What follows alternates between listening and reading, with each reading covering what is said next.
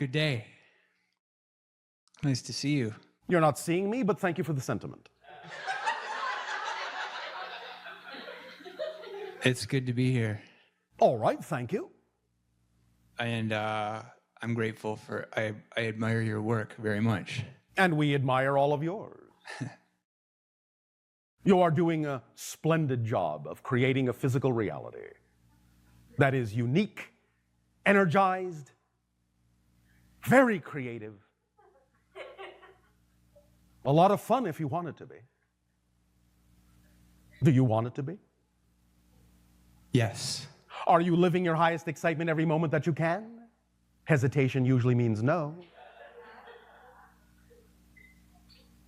More and more. More and more, all right.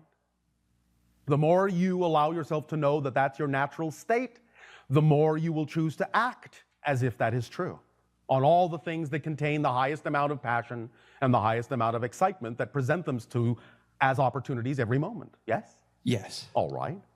And so, what would you like to discuss in this moment? I met, I spoke with a friend who is, the Oversoul created her and me. All right. And am I speaking with myself when I speak with her? Well, that depends on what you mean by myself. If you're obviously talking about the Oversoul level, then yes. But obviously not on the personality level, no. It's a different expression. Autonomous, unique, unto itself, just as you are. On that level, you are not speaking to yourself, you are speaking to another aspect, another reflection of the total Oversoul being, of which you are an extension just as much as they are. So on one level, yes. On another level, no. Not directly, anyway. Does that answer your question? Or is there some confusion in this for you? Oh, as far as that subject, I feel clearer on that. All right.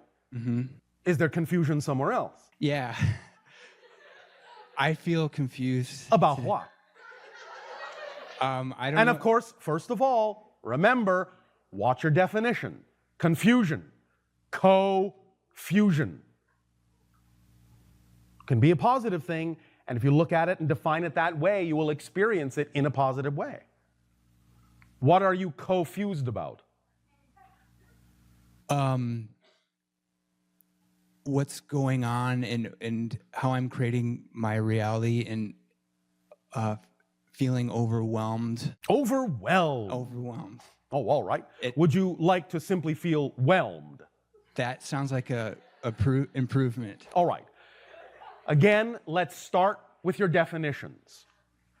Many people on your planet start feeling overwhelmed because they create a definition that they are, in fact, overwhelmed.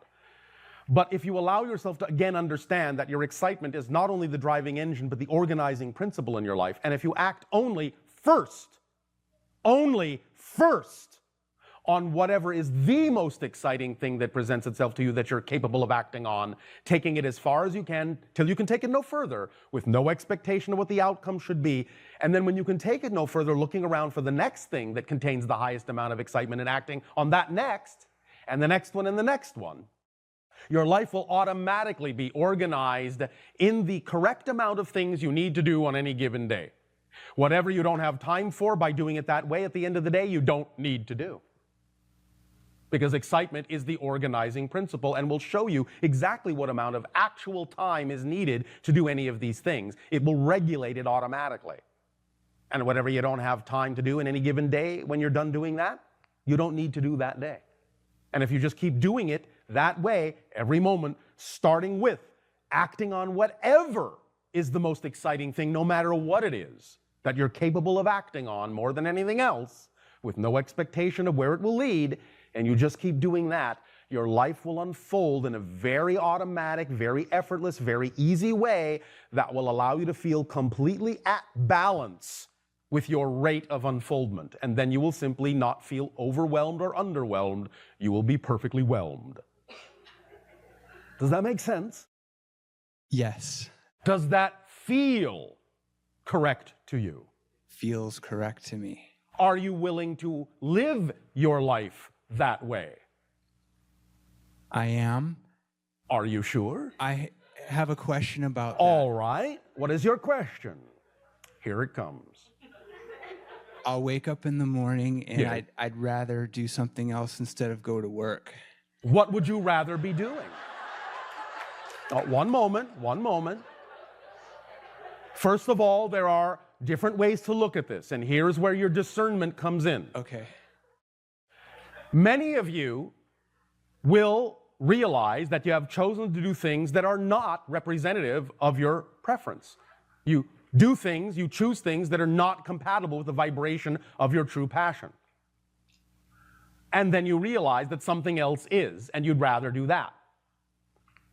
Or many of you label some of the things that you're doing as not being representative of your excitement when they could be, if only you would do them in a more exciting way.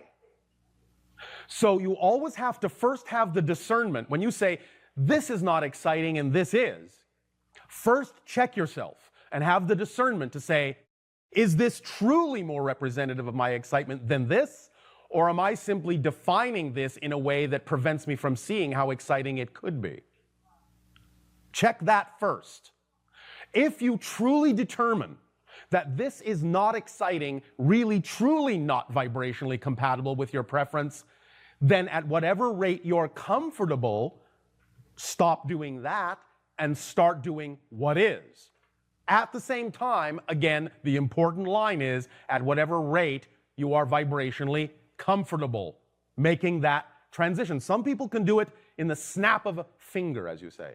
Others may choose to take some degree of time to make that transition between what they don't prefer and what they do, because their belief system simply won't allow them to believe that what they really do prefer can support them. And it doesn't serve you if you jump off a cliff if you don't believe you actually have a parachute.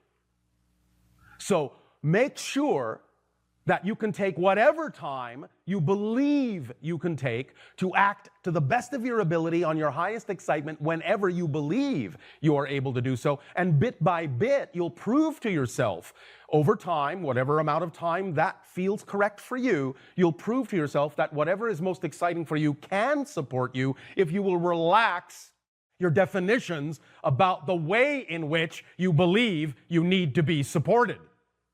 Because many of you are taught to believe that there are only a very few ways in which life can support you.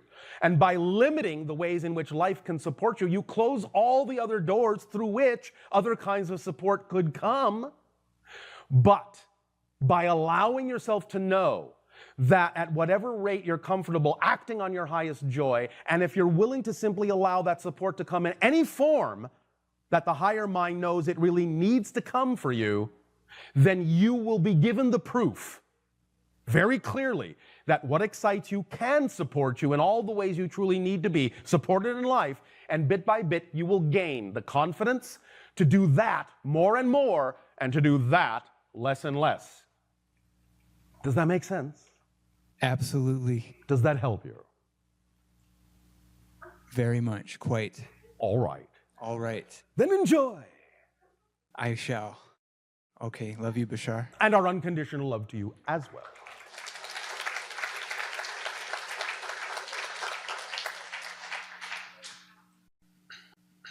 Hi, Bashar. And to you, good day. It's very exciting. First time caller. Oh, all right. So my question is themed. Well, speak up and be bold so that all may hear what you have to share. All right. My question is themed in true inspiration and creativity. Yes. But I'll start over. That's the theme.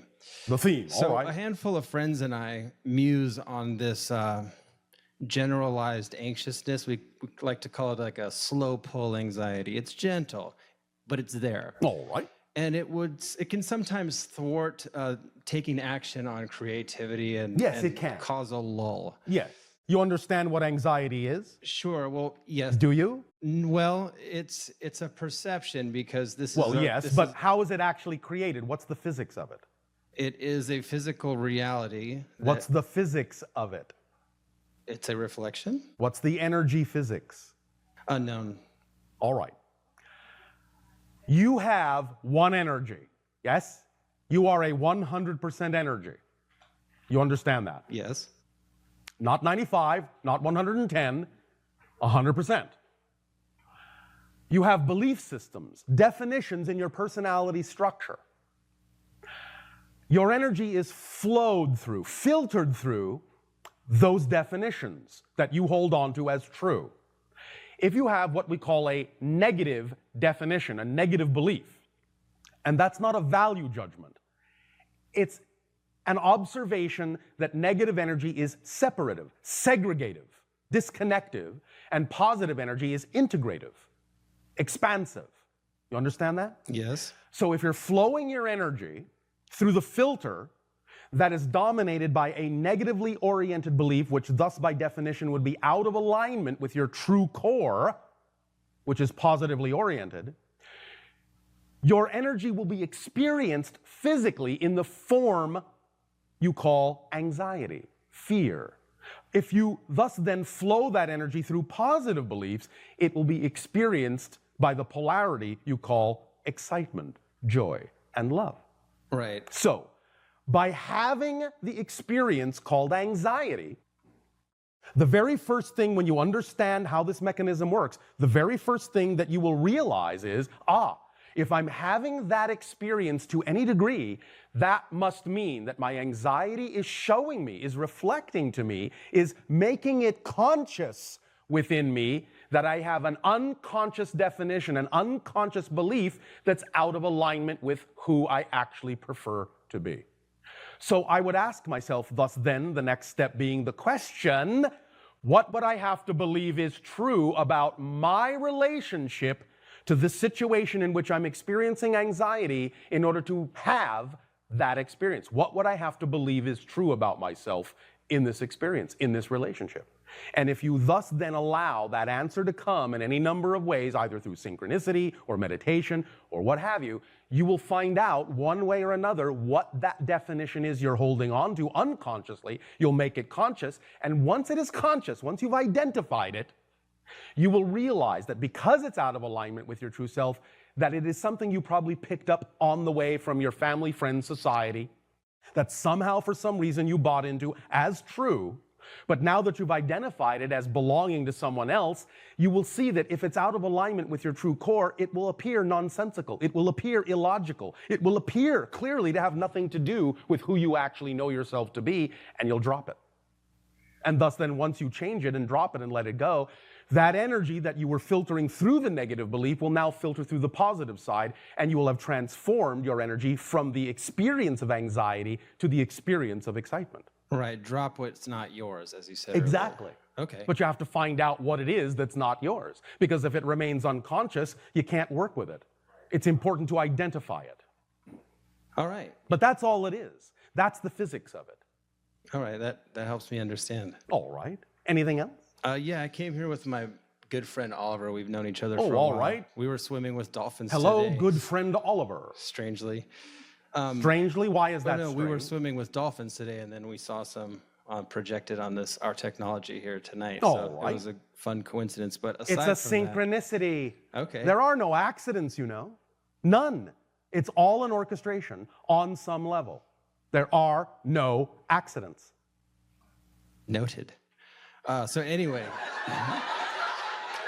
he and I seemed in our physical reality, because it's physically real to us, Yes. seem to really have a certain connection. Can you speak on that in any way? It's not really a question, it's sort of a rhetorical. There are many ways in which those kinds of connective experiences can be created. Now, of course, these answers are going to be from a space-time linear framework. Sometimes these things can simply be that, put it in your language, you know each other from other lives. You might be extensions of the same oversoul. You might have had different kinds of experiences together as different beings before in a variety of different dimensional planes. In other words, you simply recognize each other. Right, okay, recognition. Okay, Yes. cool. Does that help? Very much, Bashar, thank you. Thank you.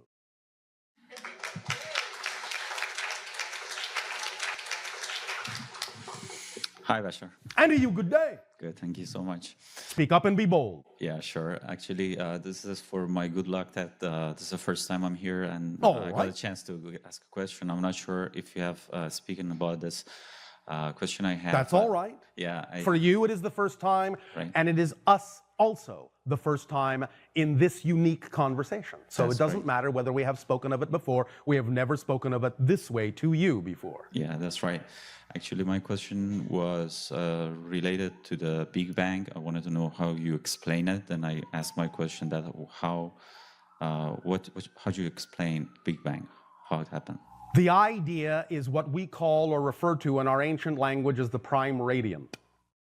The idea being that really fundamentally, now again, this is just a euphemism in your language. This isn't meant to be absolutely literal, but it's the best analogy that can be translated into your language. You understand? Right. Well, let us back up, as you say. First of all, your scientists, many of them, now understand that the so-called Big Bang is not necessarily the beginning of everything. It's just the beginning of your particular universe, yes? Right. But infinity is infinity. And there are many Big Bangs, as you say, many cycles that occur within infinity. Many universes, what your scientists have come to understand as the multiverse. So really, there are many Big Bangs. But in terms of your particular universe and its so-called beginning, the idea is, again, as an analogy, as an illustration, imagine, if you will, that there is only one particle and nothing else. All right? If you wish to represent this as simply a tiny subatomic particle floating in a big, empty, infinite black void, that's all right. It will do for the purposes of the illustration, even if that's not necessarily literally true. Right. So, now imagine that because there is only this one subatomic particle, it has absolutely nothing else to relate to, yes? Right. So there really is no gravity, there really is no sense of mass, there's really no sense of space or time. It just exists as a point of pure existence. Right. Thus then, it is capable of doing anything and everything imaginable. In other words, it can travel at infinite speed. Nothing holds it back. There are no laws of physics yet. You follow me? Yes. Thus, if you understand that that single particle can travel throughout that void, that big infinite void, at infinite speed, then that means that particle can actually appear to be everywhere at once. Yes? Right. Thus, it can actually appear to be an infinite number of particles, even though it's actually only one particle. That makes sense. That's the Big Bang. Now, the pattern in which it did that, again, as an analogy, similar to the pattern of lines you see on the holotope across the room. The idea is that it will create that infinite speed pathway in a kind of what you would call a geometrically radiating form. Where it doesn't cross its path, it will be simply what you call, well, almost emptiness. Where it starts to cross its own path, it builds up, in a sense, more and more densification and becomes something more akin to what you recognize as energy and then matter. You understand? Mm-hmm. So, in a sense, the places where it crosses itself the most creates what you understand as the experience you call dense matter and what you think your universe is made of. But what your scientists are now beginning to explore is the idea that the majority of your universe is made up of dark matter, dark energy that is highly invisible to you. That's right. Well, the dark matter and dark energy is where the single particle crosses its own path less. It isn't as dense, but it forms the majority of the material that makes up your physical universe. Because it only crosses itself a very few times in a very dense way to create that small amount of matter, relatively speaking, that creates all the matter you can perceive in your physical reality. Right.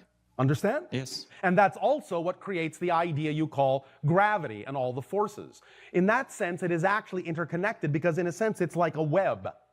And it is that web, it is the pathway itself, the geometric path itself, in a sense, that creates that connectivity, the stretchability and malleability that you interpret as the idea of gravitational or electromagnetic or strong or weak nuclear forces.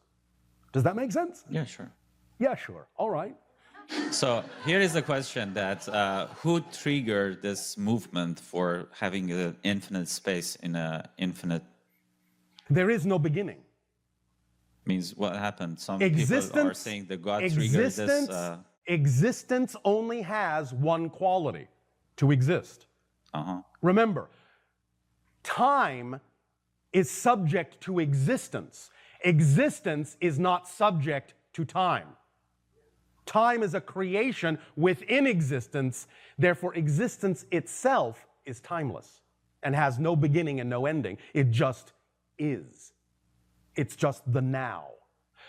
But again, to use an analogy that works in your space-time framework, imagine this, that there is the one,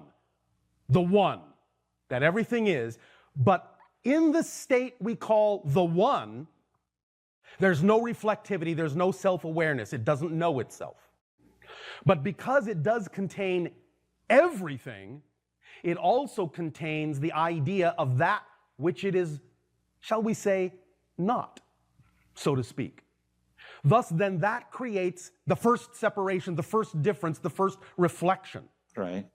And as that first reflection explodes, in a sense, from the one that doesn't know itself, it suddenly knows itself. The first reflection, and the one becomes aware that it is all that is. And that is also, on that level, what is behind that expansion, behind that explosion. But the one is not subject to it. The explosion only happens from the perspective of all that is, which recognizes itself as the one, which knows itself as the one, which has the reflection, which sees a difference. But the one sees no difference. The one is just the one and doesn't know itself. And so there is no big bang in the one. The one is just existence itself, pure and simple. And the big bang happened, in a sense, when the one suddenly became all that is and knew itself as all that is and had a reflection of itself as everything that could it possibly be. Is anything triggered this, or it happened by itself? The recognition is what triggered it. But again, you're speaking from within a linear space-time framework. There is no time in the one and no triggering in the one. So remember, it's not this or that, it's this and that.